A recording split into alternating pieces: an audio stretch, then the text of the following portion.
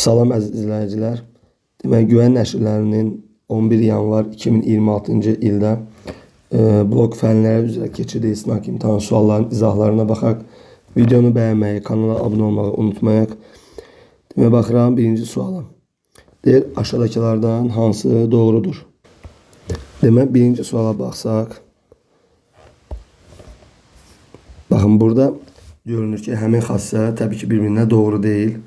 Yəni, bərabər deyil birincisi. Nəyə görə? Baxın, burada nə olur? Birinci A'dan B çıxılır. Sonra aldığımız nəticədən C'ni çıxıram. Amma sağ tərəfdə nə olur? Birinci B'dən C çıxılır. Sonra alınan elə bir ki, nəticə nədirsə, sonra A'dan həmin nəticə çıxılır. Və biz bunu təbii ki, elementlər verməklə də yəni, yoxlaya bilərik. Yoxlasaq görərik ki, yəni, həmin birinci olan bərabərlik ödənməz. Məsələn, ikinci ödənə bilər. Niyə? Çünki orada məsələn, qruplaşma xassəsi birləşmədə doğrudur. Birinci A ilə B-ni birləşdirirəm. Aldığım nəticəni C ilə birləşdirirəm. Sağ tərəfdə B ilə C-ni birləşdirirəm. Sonra A ilə birləşdirirəm. Yəni, burada heç bir qayda pozulmur. Yəni, 2 də doğrudur. Kəsişmədə də yenə qruplaşma xassəsi tətbiq edə bilərik. Bu da doğrudur. Cavab olur nə? E variantı. Baxıram ikinci suala. Demək, 2-də nə deyir bizə? Deyir, 2A plus 1 cəminin qiyməti B plus 2 cəminin qiyməti ilə qarşılıqlı sadədir. Baxın, bunlar qarşılıqlı sadədir. Bizə nə deyir? 14A bərabər 9B üstəgəl 11 deyir, olarsa AB hasilini tapın. Demək, fikir verin, bizə əgər 2A plus 1 ilə B plus 2 verilibsə və bunların qarşılıqlı sadə olduğunu deyirsə, biz çalışmalıyıq bu ifadədə, baxın, bunları ala bilək. Bunları alsaq, görək ondan sonra başımıza nə gəlir. Baxın, indi fikir verin, bu 14A'dır. Düşünürəm ki, bu elə bir 2A'dır. 2-nin nəyə vuran 14 deyil, 7-yə. Demək, bunu 7-yə vursam, 14A üstəgəl 7 olurmu? Bunu niyə elədim? 7-ni ortaq çıxartsam 2A plus 1 burada əmələ gəlsin deyə. Bura baxıram B plus 2. Bura nədir? 9B. İndi fikir verin. Buranı mən 9'a vurup yazsam nə olacaq? 9B üstəgəl 18 olurmu? Baxın, bunu 9'a vurdum yazdım. Həqiqətən də fikir versək, bu 7'ni mən sağa keçirsəm, burada çıx 7 olur. 18'dən 7 çıxanda yenə 11 olur. Eyni ifadəni alabilirik. Baxın, yəni demək istəyirəm ki, elə bu ifadə bərabər oldu. Yəni, burada heç bir problem yoxdur.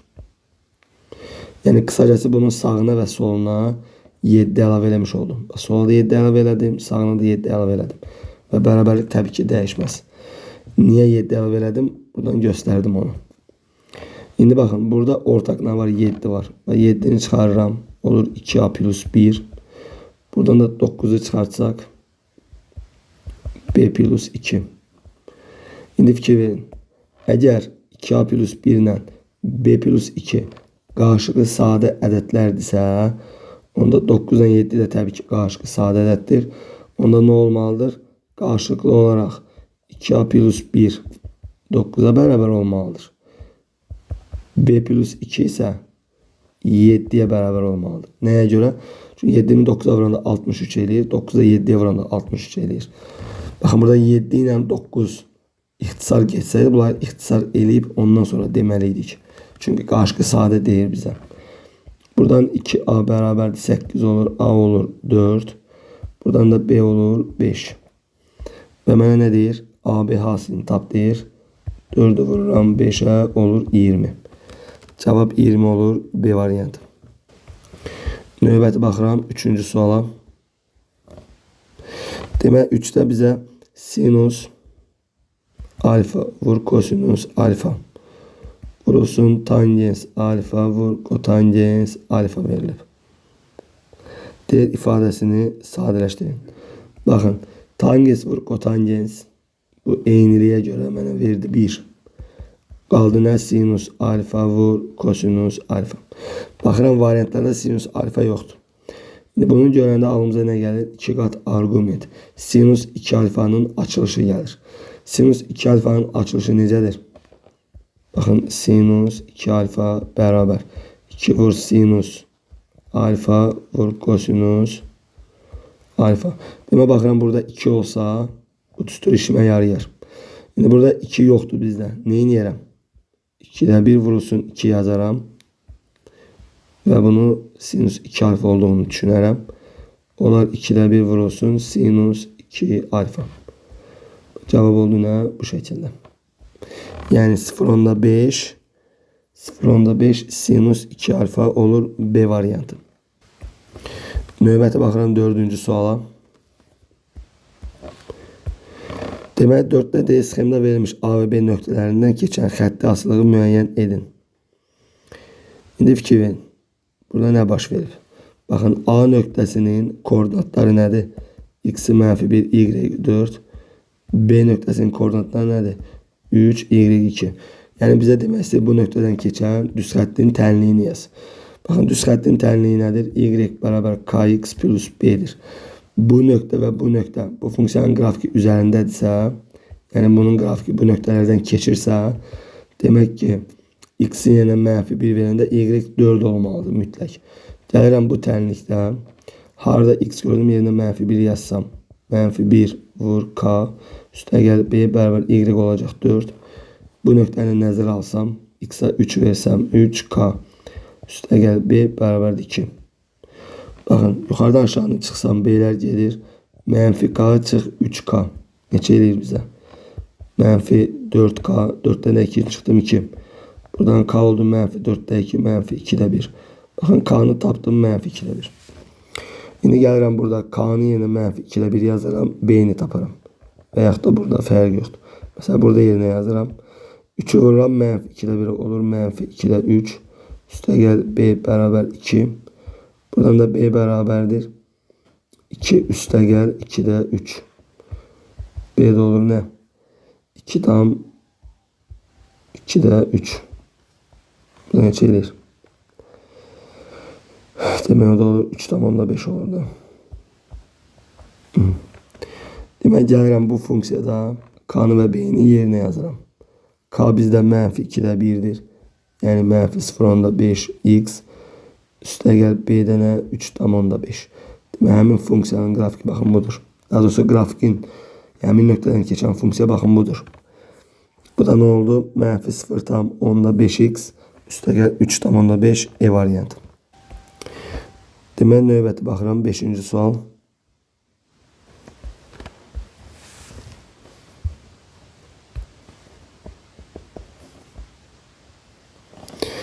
K'nın neçə natural qiymətində 3 bölünsün K üstə gəl 4 bölünsün K üstə gəl 5 bölünsün K. Cəminin qiyməti natural ədəddir. Baxın, məxrəclər bərabərdir. Məxrəc olduğu kimi qalır. Sürətli toplayıb sürətdə yazıram. Olur belə. İndi K 12'nin nələri olmalıdır? Natural bölənləri olmalıdır ki, kəsirin qiyməti natural olsun. Demək, 12'nin natural bölənləri 1'dir, 2'dir, 3'dür, 4'dür, 6'dır, 12'dir. Neçə dənə? 6 dənə. K'nın neçə natural qiyməti? Cəminin qiyməti naturaldır. 6 dənə natural qiymətində. A variantı. Demək, növbəti baxıram 6-cı suala. Radiusları 5, 3 olan iki konsentrik çevreler arasında kalan halkanın sahəsi. Bakın. Bu bize büyük çevre, bu da küçük çevre. Konsentrik çevre nedir? Merkezler üst üste düşen çevrelerdir. Böyünün radiusu 5. Bak, buradan bura bütöv 5. Buradan bura nedir? 3. Şimdi ben ilk önce bakın bütöv dairenin sahəsini tapsam, bakın bize ne istəyir? Bize halqanın sahəsini istəyir. Halqanın sahəsi nədir uşaqlar? Halqa buradır. Bakın, bu rənglənmişsə halqadır. Və bunun sahəsini istəyir. Demək, onun sahəsini tapmaq üçün böyük dairenin sahəsindən çıxmalıq nə? Kiçik dairenin sahəsini.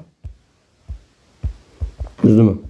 Böyük dairenin radiusu 5'dir. Kvadratı 25 pi.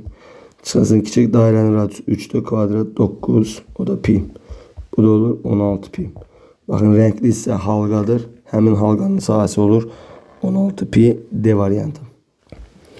Demək növbəti baxıram 7-ci suala. Deyir alfa və beta kəsr hissələri bərabər olan qarşılıqlı tərs ədədlərdir. A və B kəsr hissələri bərabər olan qarşılıqlı tərs ədədlərdir. Alfanın tam hissəsi 4'ə bərabərdir. Alfa və betanın cəmini tapın. Hə deyir ki, alfa ilə betanın kəsr hissələri bərabər olan qarşılıqlı tərs ədədlərdir. Alfanın tam hissəsini verib cəmini istəyir. Hə, demək bizə nə deyir? Şərtdə yanlış başa düşdüm. Deyir ki, alfa və beta kəsr hissələri bərabərdir. Bu ədədlərin alfa ilə betanın kəsr hissələri bərabərdir. Amma özləri qarşılıqlı tərs ədədlərdir. Dəqiqə, belə bir şey yazıram. Baxın, alfa ədədinin bu ədədin kəsr hissəsi nəyə bərabərdir? Kəsrəni necə tapırıq? Verilən ədəddən tam hissəni çıxıram. Verilen ədədimiz alfadır. Bundan çıxıram tam hissənin 4. Bu bizdə kəsr hissə. Alfanın kəsr hissəsi alfa çıx 4'dür. Mənə şərt də deyir ki, alfa ilə betanın kəsr hissələri bərabərdir. Demək baxın, betanın da kəsr hissəsi onda alfa çıx 4 olur. Düzdürmü? Və mənə deyir ki, bu ədədlər qarşılıqlı tərsdir. Yəni nə demək istəyir? Alfanı betaya vuranda 1 eləyir. Çünkü qarşılıqlı tərs ədəddən hasili 1'dir. Demək olasın burada baxın bir incəlik var. O da nədir? Baxın alfa ilə beta qarşılıqlı tərsdirsə və əgər alfanın tam hissəsi 4'dürsə, məsələn düşünün alfa 4 tam neçədir? Düzdürmü? İndi beta bunun tərsidirsə, onda 100% baxın bunun tərsi demək 1 bölünsün. Məsələn belə deyim də beta alfanın tərsidirsə, betanın özü elə kəsr hissəyə bərabərdir. Belə bir şey düşünün məsələ üçün. Bax, tutayım ki, alfa məsələ üçün deyirəm 2'də 9'dur. Baxın bunun tamı 4 olurmu? 4 tam neçə? Beta nə olacaq? 9'da 2. 9'da 2 nədir? Elə özü kəsr hissədir də. Kəsr hissə nə deməkdir? 1'dən kiçik, 0'dan böyük olmalıdır. Düzdürmü? Buradan başa düşürəm ki, beta həmişə kəsr hissəyə bərabər olacaq. Məsələ üçün baxın. Alfa tutalım ki olsun 3'də 13. Bunun da tamı 4 tam neçədir? Bunun tərsi nə olacaq? 13'də 3. Baxıram ki beta yenə kəsr hissə verir. Buradan qayda tuturam ki əgər baxın şərtdə bizə boşuna verməyib. Alfanın tam hissəsi 4. Alfa həmişə 4'dən böyük ədəddir. Onda beta da həmin ədədin tərsidirsə, betanın özü həmişə kəsr hissədir. Əla. Betanın özü həmişə nəyə bərabərdir? Kəsr hissəyə. Onda belə çıxır ki betanın kəsr hissəsi alfa minus 4'dürsə, onda betanın özü alfa çıx 4'ə bərabərdir. Niyə? Çünki betanın özü elə kəsr hissəyə bərabərdir. Aydındır. Gəlirəm baxın burada beta ilə alfa çıx 4 yazıram. Bunu niyə yazmışıq? Alfa ilə beta tərs olduğuna görə hasili 1'dir. Ona görə alfa vurulsun betanın yerinə yazıram. Alfa çıx 4 bərabər 1'ə. Vurub açıram alfa kvadrat çıxılsın 4 alfa 1 sola keçirdim mənfi 1 bərabər 0. Buradan diskriminantla kökləri tapsam 4'ün kvadratı 16. Çıx 4 vurulsun mənfi 1 olacaq üstə gəl 4 bu oldu 20. Buradan da alfa 1 bərabər mənfi 4'ün əksi müsbət 4 ise kök 20 demək. 2 kökdə 5 deməkdir. Bölünsün 2a yəni 2. Hər tərəfə bölsəm olacaq 2 plus kök 5. Şimdi buradan sual çıxır. Müəllim, biz alfanın bunu mu götürəcəyik? Yoxsa məsələ bunu mu götürəcəyik? İndi qulaq. Sənin şərtdə deyir ki, alfanın tam hissəsi 4'dür. Baxın, burada alfanın tam hissəsi görə 4 verirmi? Kök 5'dən çıxır 2 tam neçə? Üzərinə 2 gəlində 4 tam neçə? Baxın, buradan 4 tam alıram. Tam hissəsi 4 olur. Amma bunun tam hissəsi 4 olmur axı. Ona görə biz bu kökü götürmürük. Biz alfanın qiymətini bunu qəbul edirik. Alfanın tapdım. Buradan onda betanı da tapa bilərəm. Alfanın yerinə yazıram 2 plus kök 5. Və yazıram 2 plus kök 5 çıx 4. Bu da beraber kök 5 çık 2'ye. Bakın betamız var. Alfamız var. Bunlar var. Bize de bunların cəmini istəyir. Alfa üstəgəl betanı istəyir. Demək alfamız 2 üstəgəl kök 5. Üstəgəl kök 5 minus 2. Buradan 2'ler gedər. Qalar nə? 2 kökdə 5. Cavab 2 kök 5 E variantı. Qəşəng sualdır. Növbəti baxıram. Demək 8'e. Sinus 2x beraber tangens 135. Bakın tangens 135'i ne yazarım? 180 çık 45 yazarım mı? Sinus 2x beraber. Çevirme tuttuğuna göre 180'de tangens özüdür. Ve tangens 45. 180 minus 45 ikinci rübə düşür. Tangens ikinci rübdə mənfidir. Attım qarşıya mənfi. Sinus 2x beraber mənfi 1. İndi sinus derecesi 2x beraberdir. Sinüs mənfi 1'i neçə alır? Mənfi 90'da. Mənfi pi bölü 2 üstə gəl 2 pi k. Buradan da təbii 2'ye bölürəm. Mənfi pi bölü 4 üstə gəl pi k. Cavab mənfi pi bölü 4 üstə gəl pi k. İndi qulaq asın. Bizdən deyil ən kiçik müsbət həllini tapın. Baxın mən k'ya 0 versəm. Burada k'ya 0 versəm. Gedir qalır x bərabər mənfi pi bölü 4. K'ya məsələ nə versəm? 1 versəm. X beraber mənfi pi bölü 4 üstə gəl. Demək pi k yəni pi. K'ya 1 vermişəm. Bu da olacaq 3 pi bölü 4. İndi k'ya 2 versəm baxın bu müsbət getdikcə artır. Mənə də ən kiçik müsbət dediyinə görə elə bunu götürürəm. Bura mənfidə onu götürmürük. Məsələn ən böyük mənfi kök desəydi mənfi pi bölü 4 olardı. Ən kiçik müsbət kök bu olacaq. 3 pi bölü 4 yəni 135 E variantı. Demək növbət izah edirəm. Neçəni? 9'u. Deyir, iki müsbət vuruğun hər biri 20% artarsa hasil neçə faiz artar? Baxın, ədədin biri A'dır, biri B'dir. Bunların hasili A vur B'dir. İndi A da 20% artır, B də hər ikisi deyir. Hər biri 20% artır. A 20% artsa olacaq 1,2A. B də 20% artsa olacaq 1,2B. Bunların hasili olur 1,44 AB. Baxın, bayaq hasil AB idi, bu 100%'dir. İndi oldu 1,44 AB. Bu da olsun x faiz. Buradan x'i tapanda demək 1,44'ü vururam 100'e çarpas. Olur 144 AB bölünsün AB. Bunlar gedir kalır 144 faiz. 100'den 144 faize arttı. Neçə faiz? Fərqi qədər 44 faiz artmış olur. Yəni D variantı. Ədəd qoyub da yaza bilərsiniz. Dəyişəndən yazdım ki, yəni ətraflı sual olsa mütləq dəyişəndən yazmaq lazım. D. Koordinat başlanğıcdan nəzərən. Baxın. -2, 5 nöqtəsi. Koordinat başlanğıcdan nəzərən keçirsə nə olur? Hər biri əksinə dəyişir. -2'nin əksi olur müsbət 2, 5'in əksi olur -5. Olur müsbət 2, -5. A variantı. Növbəti baxıram 11'ə.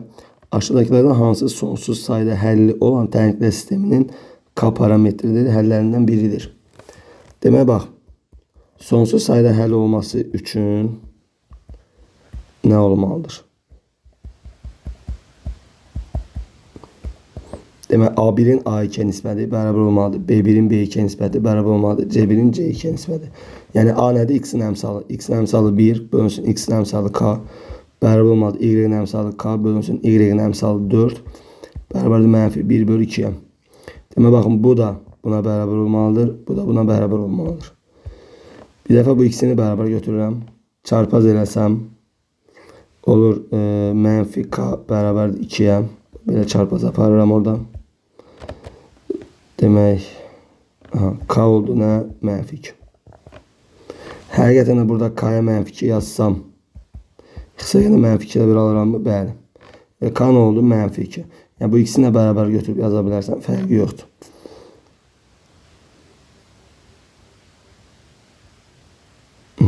K'nı tapdıq mı? Bəli. Bizə K'nın qiymətini istəmir bu arada. Bizdən tənklə sisteminin həllini istəyir. D tənklə sisteminin həllərindən biridir.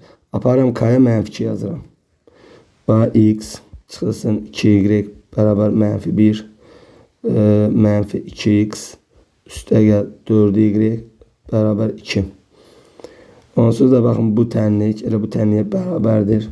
İstənilən birini seçirəm. Məsələn bunu seçirəm. Və aşağıdakilərdən hansı bunun həllidir? Yəni bu deməkdir ki, məsələn A variantı. X-a mən 5 verəndə Y-ə də 5 versəm bu olacaq 10.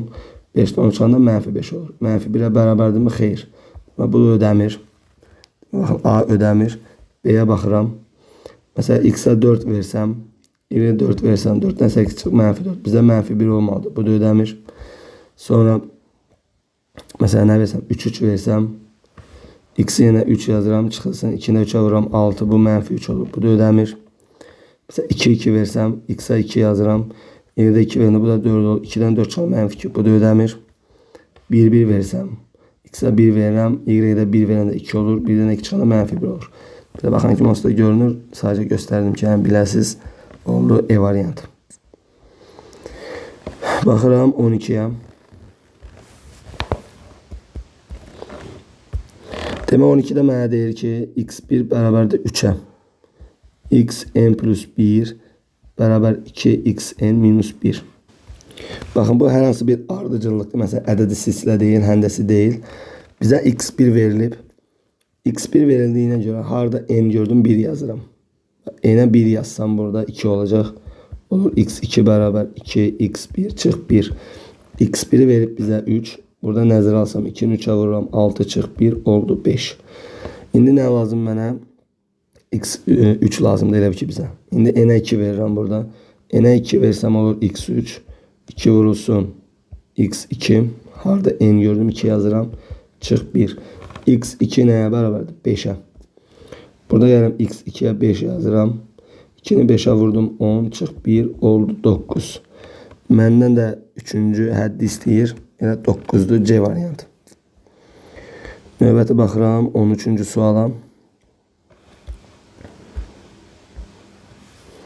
Baxın, 13'də deyir mənfi 1 kiçikdir, A kiçikdir 0.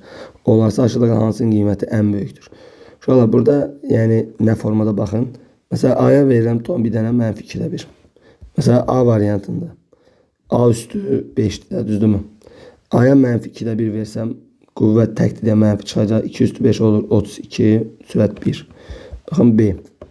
A üstü 4. A-ya mənfi 2'də 1 versəm, üstü 4 olacaq, 16'da 1 müsbət. Ümumiyyətlə, cütlərə baxma, mənə ən böyük istəyir bu arada. Ən böyük istəyirsə təklərə baxma, çünki təklərdən mənfi çıxacaq. Elə nəyə bax? Elə A üstü 4 ilə, elə A kvadratına bax. Belə baxanda görünür, izah verirəm. A mənfi 2'də 1'dir, kvadrat olacaq 4'də 1. Baxın, 16'da 1, 4'də 1. Sürətləri bərabər olan kəslərdə məxrəci 2 olan böyükdürmü? Bəli. Sənə də hansının qiyməti ən böyük deyir? Olacaq D variantı. Baxın, burada təklərə niyə baxmadıq? Çünki A mənfi 2'də 1'dir. Qüvvət tək olanda mənfidən mənfi çıxır axı. Bu da həm müsbətlər var orada, həm mənfilər. Bizə də ən böyük istəyir. Təbii ki, müsbətlər mənfilərdən böyükdür. Ona görə mənfilərə baxmanın bir anlamı yoxdur. Ona görə baxmadım onlara. Baxıram 14'ə. Demək bizə fx bərabərdir. X kvadrat üstə gəl x plus c verib və funksiyası üçün f2'ni 9 olduğunu deyir. C-ni tapın. Demək harada x gördüm, yerinə 2 yazıram. 2'nin kvadrat 4 üstə gəl 2. Üstə gəl c bərabər 9'a. C də bərabər 9'dan da 6 çıxanda 3. Mənə də c-ni istəyir. Bəli. 3 oldu E variantı. Baxıram 15'ə. Deyir alfa kör bucağının təpə nöqtəsindən keçən düz xətt bu bucağın tərəflərindən birinə perpendikulyardır. Alınan kör bucaq alfaya bərabər olarsa iti bucaq neçə dərəcədir? Demək, baxın, bir dənə bizim kör bucağımız var.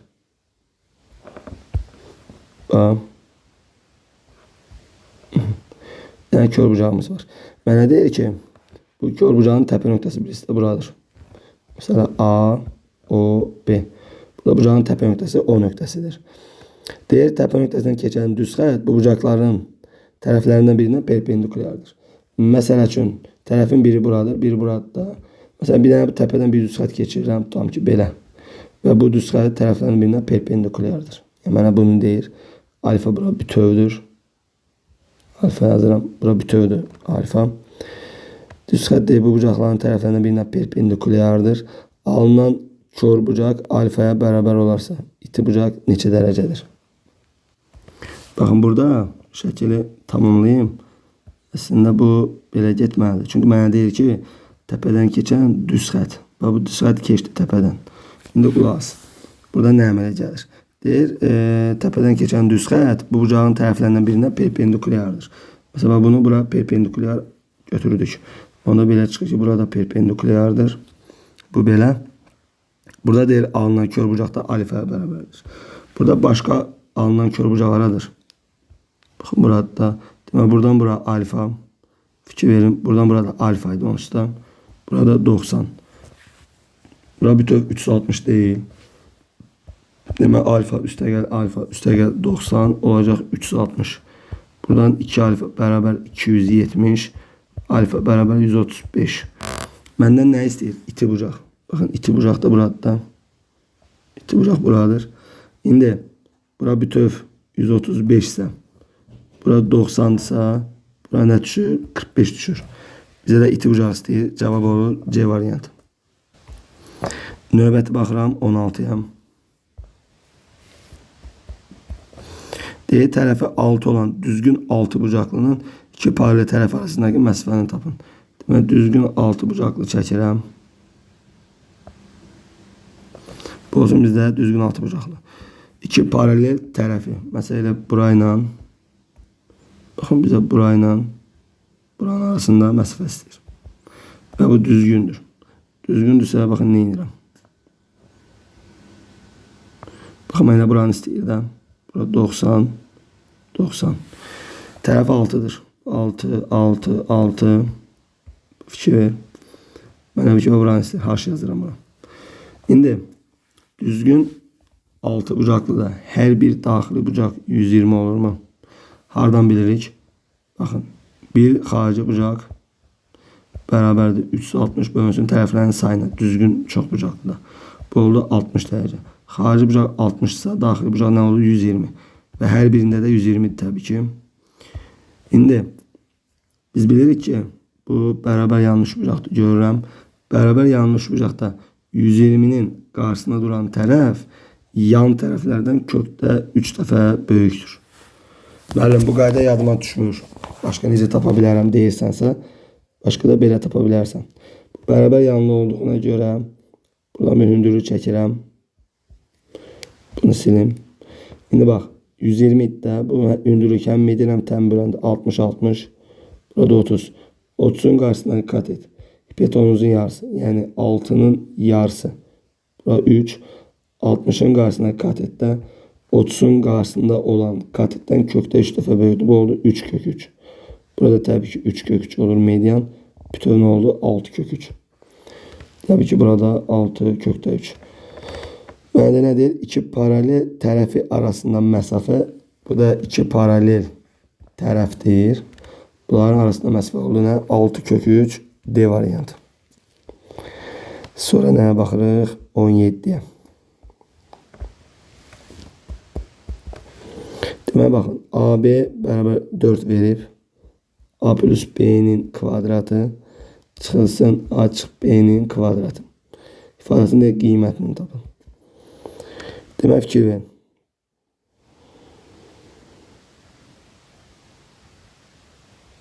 Elə açıram. Demək, biri A plus B'nin kvadratı A kvadrat üstəgəl 2AB üstəgəl B kvadrat. Bu birinci möhtəzə çıxılsın. İkinci möhtəzə A kvadrat çıx 2AB üstəgəl B kvadrat. Bu da bərabər. A kvadrat üstəgəl 2AB üstəgəl B kvadrat mənfi təsir eləyir. Mənfi A kvadrat üstəgəl 2AB çıx B kvadrat. Buradan B kvadratlar gelər. A kvadratlar gelər. 2AB ilə 2AB oldu 4AB. Bizə də AB'ni 4 verib. 4'ü də vurdum 4'ə. Oldu 16 A variantı. Növbəti baxıram 18'ə. Deyir, aşağıdakı ədədlərdən hansı y bərabər 2 sinus x üstəgəl 1 funksiyasının qiymətlər çoxluğuna daxil deyil. Baxın, biz ilk olaraq bu funksiyanın qiymətlər çoxluğunu tapmalıyıq. Qiymətlər çoxluğunu tapmam üçün mən sinusun ala biləcək qiymətləri bilməliyəm. Mənfi 1 parçasında qiymət alır. Bir dəfə gəlirəm sinusa mənfi 1 verirəm. Mənfi 2 üstəgəl 1 cavab mənfi 1 olur. Bir dəfə sinusa 1 verirəm. 2 üstəgəl 1 3 olur. Demək qiymətlər çoxluğu nə oldu? Uşaqlar mənfi 1 3. Demək biz variantlarda eləsini götürməliyik ki, bu parçaya daxil olmasın. Mənfi 2 var, mənfi 1 var. Daha doğrusu burada mənfi 2 harda var, mən də deyirəm var. Yoxdur, məndə mənfi 2 yoxdur da. Bura baxın, mənfi 2 yoxdur burada. Mənfi 1 var, 0 var, 1 var, 2 var. Cavab elə A variantı. Baxıram 19'a. Demək 19'da belə verib. 12-ci dərəcə 64 üstü 25 onun da üstü 5'də 2. Demək bax 12-ci dərəcə 64 üstü 25 onun da üstü 5'də 2 yaza bilərəm. Düzdürmü? Bundan bu qüvvətə yüksələn xəsar gedir. Burada qalır 5. 5'i də 2'yə vur 10. 64 üstü 10. Burada xəsar getsin 2'yə. Dərəcədə qalsın 6. Burada qalsın 64 üstü 5. 6-cı dərəcə qalsın yenə. 64'ü nə yazaram? 64 yazaram 2 üstü 6 üstü 5. Buradan da 6-cı dərəcədən 2 üstü ilə 30 olur. 6'ya xəsar gedir. Bu artıq 1 eləyir. Kök itdi. Burada nə qaldı? 5 qaldı. 2 üstü 5. Bu da 32. Yəni A variantı.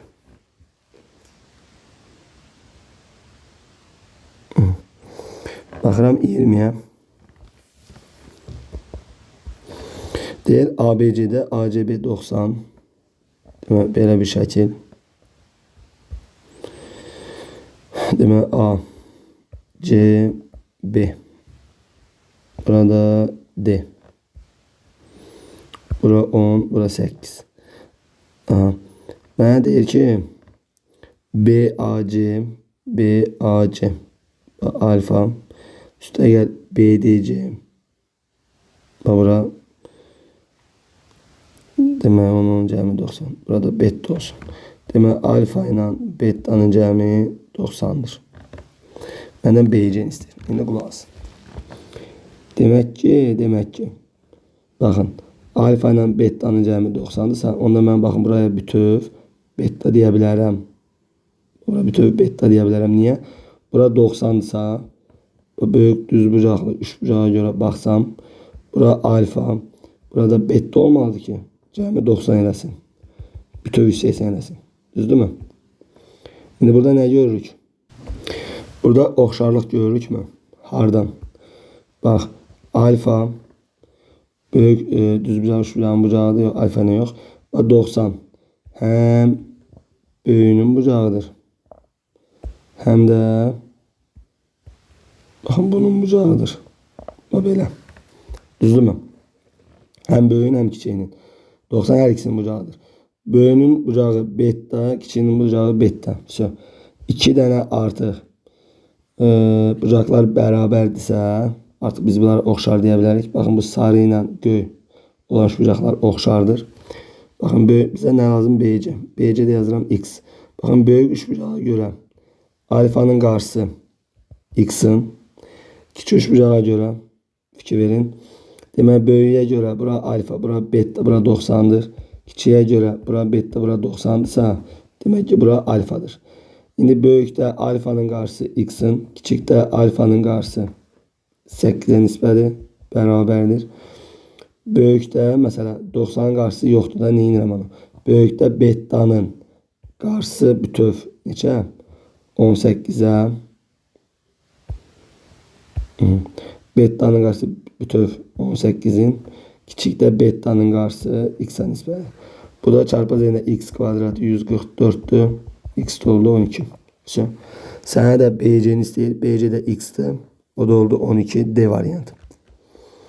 Qəşəng sualdır. Baxıram 21'ə. Daxili bucaqlar 2, 3, 4 nisbətli olan üçbucağın daxilinə çevrə çəkilmişdir. Toxunma nöqtələri ilə çevrənin bölündüyü qövslərdən ən kiçiyin dərəcə ölçüsünü tapın. Baxın bizə nə deyir? Bir dənə bizim üçbucaq var. Və bu üçbucağın daxilinə bir çevrə çəkilib. Baxın.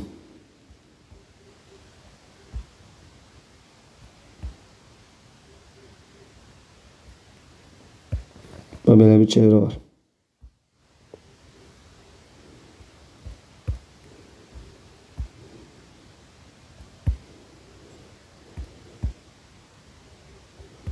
Nasıl olsun böyle? Daxili bucaqlar 2 böl 3 böl 4 nisbətlə. Bax, bura 2x elə bir ki. Üç bucağın daxili bucağı. Bura 3x. Bura 4x. Bunların da cəmi neçə edir? 5. Demək 9x bərabər 180. X 20. X 20 ise 2'ye vurdum 40. Bura oldu 40 derece. 3'e vurdum oldu 60. 60. 4'e vurdum 80. Bura 40'da. Mənə biz nə istəyir? Toxuma nöqtələri ilə çevrənin bölündüyü qövslərin ən kiçiyini istəyir. Bax, mənə elə bir ki, bax, bu qövs və bu qövsün ən kiçiyini istəyir. İndi qulaq as. Çevrə gözündən baxsam, çevrənin xaricində olan nöqtədən çevrəyə toxunan çəkiləndə toxunan arasında qalan bucaqla arada qalan qövsün cəmi 180 olmalı deyil. Bəli. Bax, o xassəyə görə bura 40-dırsa, bura oldu 140. Bura 60-dırsa, bura oldu 120. Bura 80-dirsə, bura oldu 100. Mənə də ən kiçik, həmin qövsün ən kiçiyini istəyir. O da olur 100. D variantı. Baxıram 22'ye.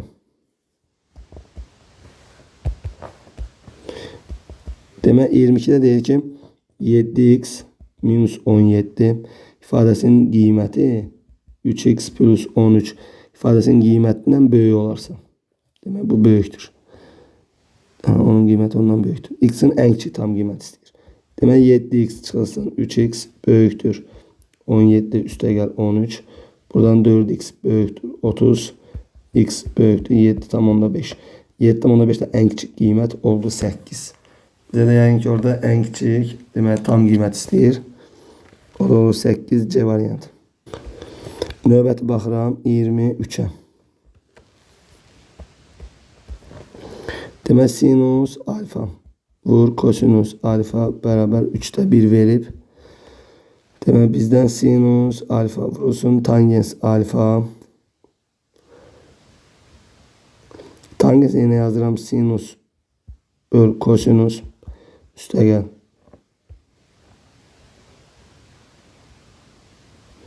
Demək kosinus kotangensə yazıram kosinus böl sinus. Diqqətlə qulaq as. Məxrəcdə də sinus alfa üstə gəl kosinus alfa.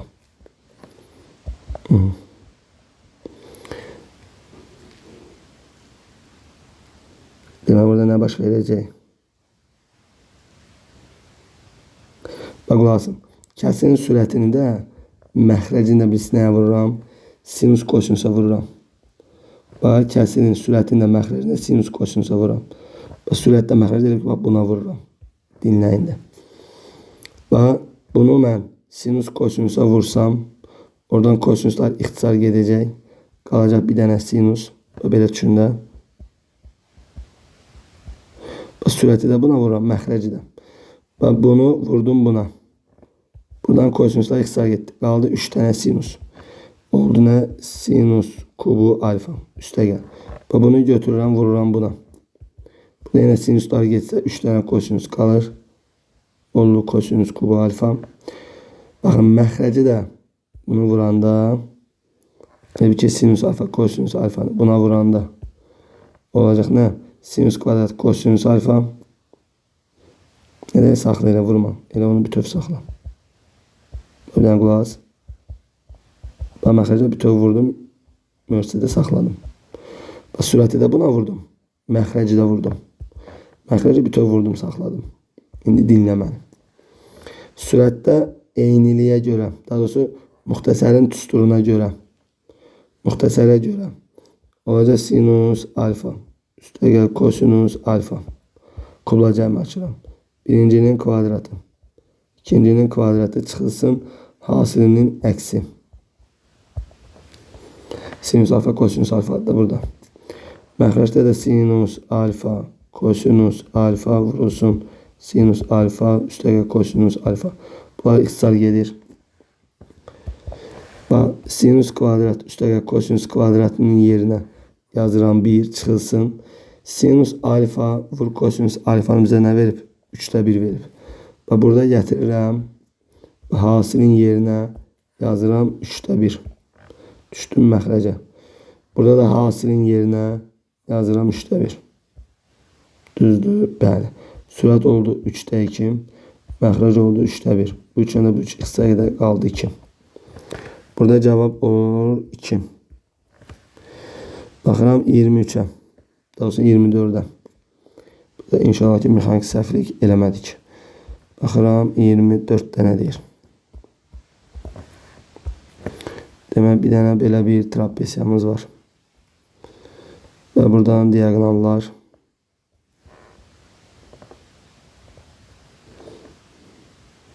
Orta xətt o. Demək, M, burada orta xəttlərdən görürəm. Bunları yarıya böldüyün dediyinə görə orta xətt düşündüm. 14, 26. Demək, ABC trapesiyasının MN orta xətt AD 26, BC 14. Şəklərsizsən YF'in neçə santim olduğunu tapın. Baxın, YF budur. Bunun əslində düsturu var. Birbaşa düsturla da yaza bilərəm.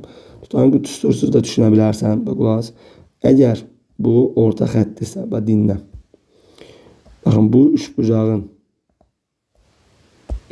görə bura orta xətdirsə, 14'ün yarısı 7 olurmu? Bəli. Baxın, yenə bu üçbucağa görə bura orta xətt sayılmır. Onda burada 7 oldu mu? Bəli. Əla. Yəni nə qaldı? X qaldı. X'i tapmalıyım. İndi bütöv M'in orta xətt düsturuna görə nəyə bərabər? Oturacaqların cəminin yarısı. 26'dan 14 eləyir 40 bölü 2, 20. İndi qulaq as. Bura bütöv 20 olmalıdır. 7 ilə 7, 14 eləyir. Demək, bura 6 olmalıdır ki, bütöv 20 eləsin. Mənə də YF istəyir. YF buradır. Cavab olur nə? 6. Belə düsturla yazmaq istəsən, X nəyə bərabərdir? Böyük oturacaqla kiçik oturacağın fərqinin yarısına. Yəni, belə də tapa bilərsən. 12, 2, 6. Sadəcə mən hardan gəldiyini göstərdim. Yəni, elə bir ki, ispatı da o. Yəni, ispatı oradan gəlir. Sonra baxıram 25'ə. 25'də deyir ki, x minus 1. Sonra 2x minus 4. 4x minus 11. İfadələrin deyir, qiymətləri həndəsizlərin ardıcıl hədləri olarsa. Baxın, bunlar həndəsizlərin ardıcıl hədlərisə, ortada duran həddin kvadratı bərabərdir qonşu hədlərinin hasilinə. Həndəsizlərin əsas xassəsi. Ədədi silsilədə ortada duran hədd qonşuların cəminin yarısıdır.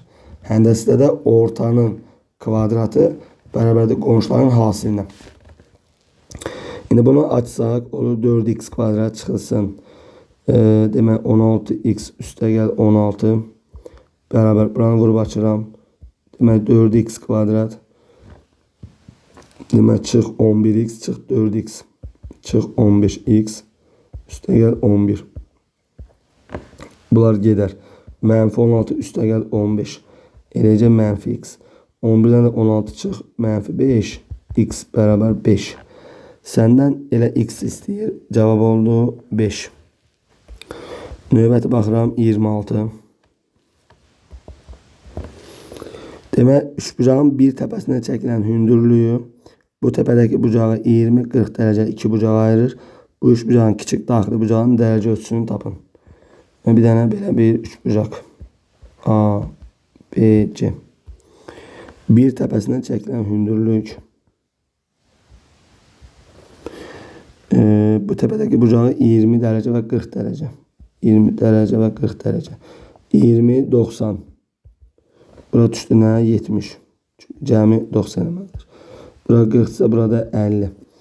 Sənə deyir ki, bu üç bucağın kiçik daxili bucağını tapın. Bura 60'dır, bura 70'dir, bura 50'dir.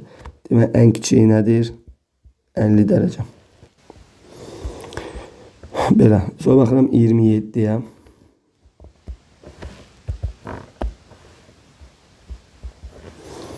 Uyğunu müəyyən edin. Demək, 1 nəyə bərabər? Y bərabər x funksiyasıdır.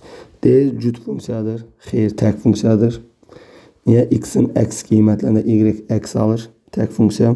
Dövr funksiyadır mı? Xeyr. Dövr funksiya nə deməkdir? Yəni, dövr funksiya deməkdir ki, məsələ, bir neçə x'in bir neçə qiymətlərində y eyni qiymət alır. Məsələ üçün deyirəm. Tam x 1 olanda y 7 alır, məsələ üçün. Və görsən, x'in 3 qiymətində də 7 alır. Məsələ, tutalım ki, 5 qiymətində də 7 alır. 7 qiymətdə də 7 alır. 9 qiymətdə də 7 alır. Yəni, bu nədir? Bu dövr edir. Yəni, bu x'in hər hansı bir qiymətlərində y eyni qiymət alır. Bu artıq nədir? Dövr funksiyadır. Demək, ona görə 1'ə uyğun deyil. Artan funksiyadır mı? Bəli. Xətti funksiyada k müsbətsə artandır. Qrafikdə baxın belədir. Həqiqətən soldan sağa getdikcə nə olur? Artır. Nədir? Ona görə artan funksiyadır. Demək, 1'ə c getdi. Burada yazın 1'ə c. Ən kiçik qiyməti 0'dır. Xeyr. Sonsuzluq qiymətlə çoxluğu. X 0 nöqtəsində təyin olmamışdır. Xeyr. 1'ə oldu c. Baxıram 2'yə. Y bərabər modul x funksiyası. Modul x funksiyası cütdürmü? Bəli, əks qiymətlərində y eyni qiymət alır. Demək, a getdi, c getdi. Demək, dövrdürmü? Modul funksiya. Demək, modul x funksiyası təbii ki, dövri funksiya deyil. Bu da yəni təkrarlanma yoxdur. Bu da belə. Sonra nə deyir? Ən kiçik qiymət 0'dır. Bəli, baxın, modulun qiymətlər çoxluğu demək 0 müsbət sonsuzluqdur. Və burada ən kiçik qiymət nədir? 0'dır. Ona görə 2'yə d də gelir. Bu belə. Sonra baxıram 3'ə. Y bərabər 1 bölü x funksiyası. Təbii ki, burada da yenə təkrarlanma olmadığına görə yəni mümkün deyil. Bu da dövr deyil. X bərabər 0 nöqtəsində təyin olunmamışdır. Doğrudur. X-ə 0 versə məxrəc 0 olur. Mümkün deyil. 3'ə də e. Demək, 27 də oldu bu şəkildə. Baxıram növbəti 28'ə.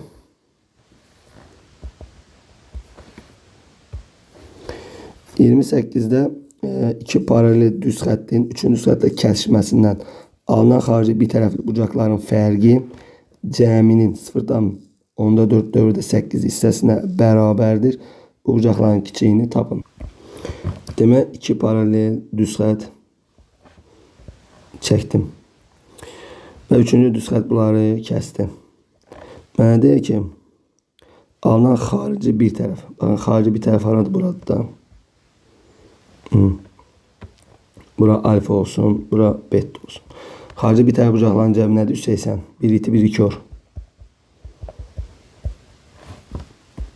İndi baxın, mənə deyir ki, şərtdən alınan xarici bir tərəf bucaqların fərqi, yəni alfa çıx beta, fərqi cəminin, yəni alfa plus betanın, yəni fərqi cəminin birinci yerdə gələn sürət, ikinci məxrəc nəyə bərabərmiş? 0,4 dövrdə 8, yəni 90'da 48'dən 4 çıxdım 44'ə. Baxın belə. Buradan da alfa çıx beta bərabər alfa plus beta 180'dir. Niyəsini dedim. Burada da 90'da 44 vurulsun. Alfa plus 180'dir. Çarpaz vurdum buna. Oldu belə. Bu da bundan getdi. 2, 44'e vurdum. 88. Demək, alfa çıx beta 88 olur. Alfa plus beta 180 olur. Yuxarını aşağıdan toplasaq betalar gedər. 2 alfa bərabər 268'ə. Alfa bərabər 134'ə. Onda beta normaldır. Cəmi 180 olması üçün 46'ya. Mənə də bu bucaqların kiçiyini soruşur. Kiçiyi təbii ki nə oldu? 46 dərəcə. Növbəti baxıram 29.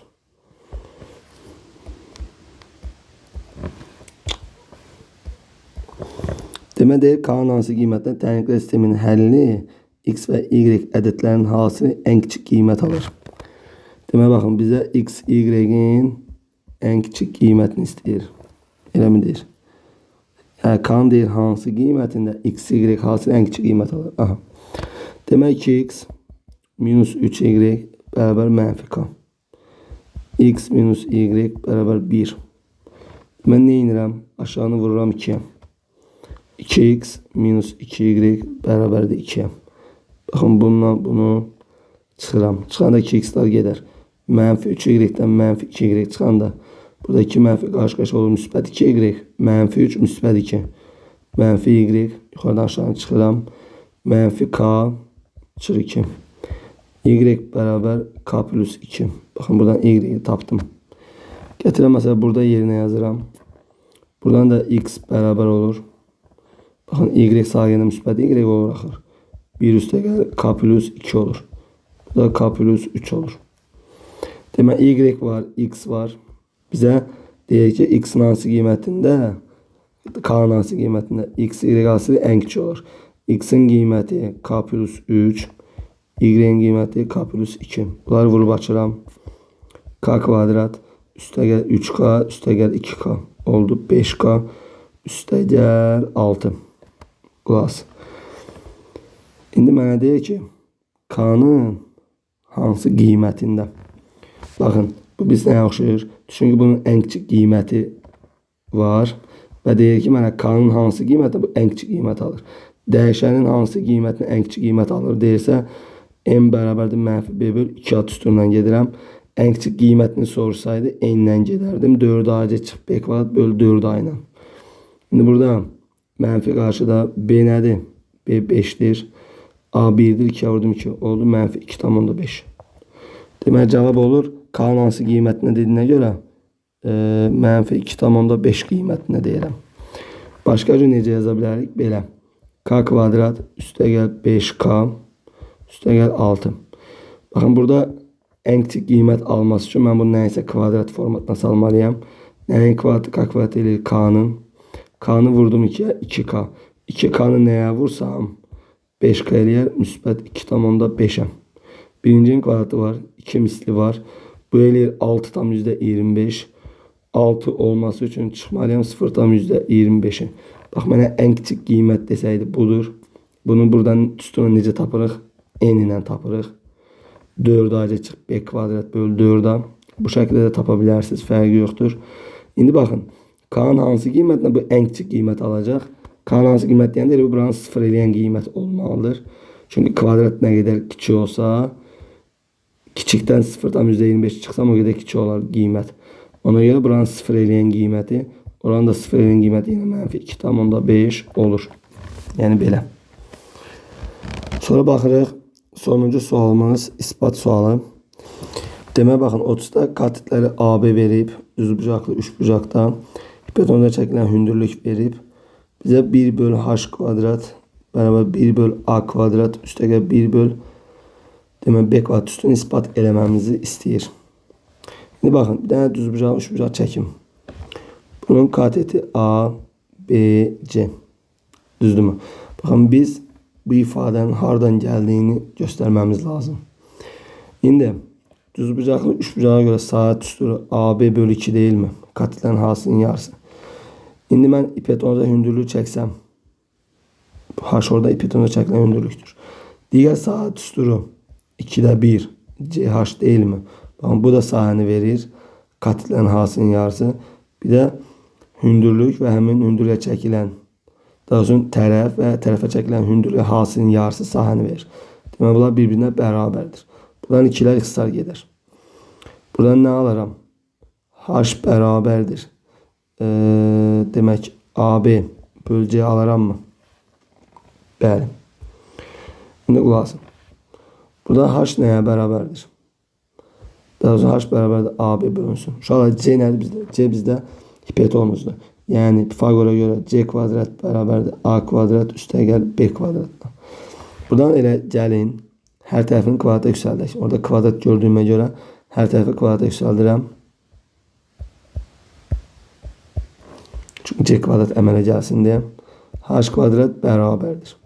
Baxın A kvadrat üstə gəl B kvadrat. C kvadrat yenə yazıram A kvadrat üstə gəl B kvadrat. Və buradan nə edirəm? Sağ solun tərsini yazıram. Solun da tərsini yazıram. Baxın sağında tərsini yazıram. Və sonra bunları ayrı-ayrı məxrəcdə yazıram. Baxın. Təbii ki a kvadrat bölünsün a kvadrat plus b kvadrat plus neydi vurulsun. Üstə gəl b kvadrat bölünsün a kvadrat b kvadrat. Bunlar ixtisar gedir. Bu da bundan gelir. Qalır 1 bölünsün b kvadrat üstə gəl 1 bölünsün a kvadrat. Həqiqətən biz 1 bölü h kvadrat bərabər 1 bölü a kvadrat üstə gəl 1 bölü b kvadratı neylədik? Almış olduq. Hardan gəlir demək ki, sahələrin bərabərliyindən gəlib çıxır. Bu da bu düsturun ispadı. Sağ olun, hər birinizə uğurlar. Növbəti sınaqlarda görüşənədək. Bir də bir məlumat nəzərinizə çatdırım ki, R bölməsində ödənişsiz sınaq qrupunun linkini yerləşdirəcəm. Yəni istəyənlər qoşula bilər həmin link vasitəsilə. Canlı dərslərimiz olur hər bazar günü və linki həmin qrupda paylaşıram. Yəni ödənişsizdir. Qoşulub faydalana bilərsiniz. Sağ olun, hər biriniz.